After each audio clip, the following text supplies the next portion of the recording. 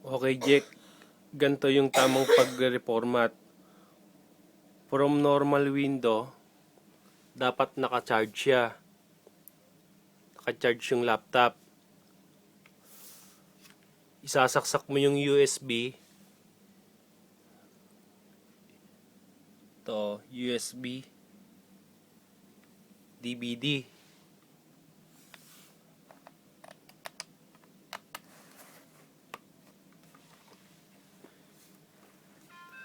Then, boop,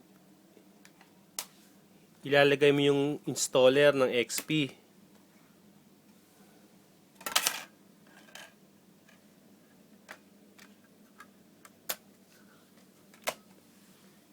And then, i-restart mo yung Windows. Ayan o.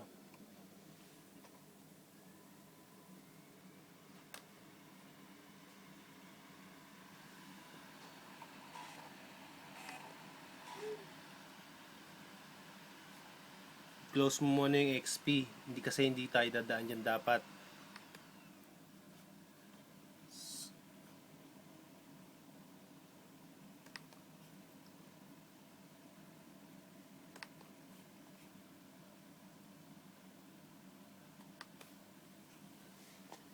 Then niya, magre-restart siya.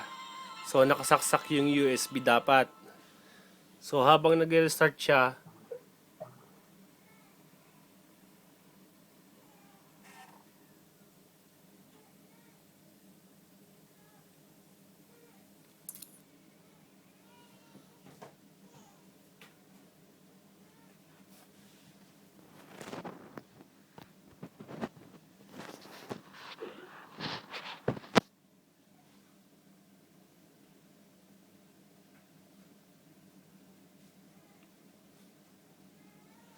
habang nagre-restart siya,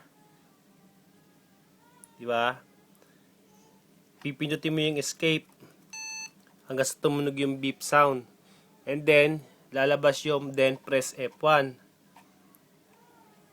So, lalabas yung system setup, BIOS ang tawag dyan.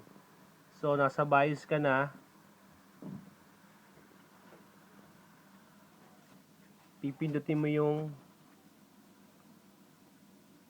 right cursor key. So, o kaya yung down. So, para ma-navigate mo lang kung saan ka pupunta. So, pupunta tayo dapat ng boot priority. Sa boot priority, CD-ROM, LAN HDD, yan ang tama. And then, okay na siya. Pag naset mo na dyan, pipindutin mo yung FN. Yun o, FN. And then, plus N, combination key. So, FM plus N key, lalabas yung are you sure, then pindutin mo yung Y key. Yes. So, nag-restart siya. So, hayaan mo lang siya mag-restart. Ito ngayon yan. Habang nagbabasa siya, babasahin ng system yung CD. Dapat aandar siya. Narinig mo yung sounds? So, boot from CD. Pindot ka ng kahit anong key. So, yan. Ito na ibig sabihin yan. Yung nakita mo na yan, CD na ang nagpapatakbo ngayon sa computer.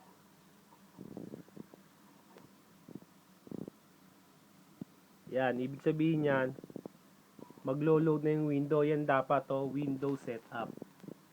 So, yan. Ilo-load niya ang lahat ng driver. So, hayaan mo lang siya hanggang sa meron karoon ng susunod na command.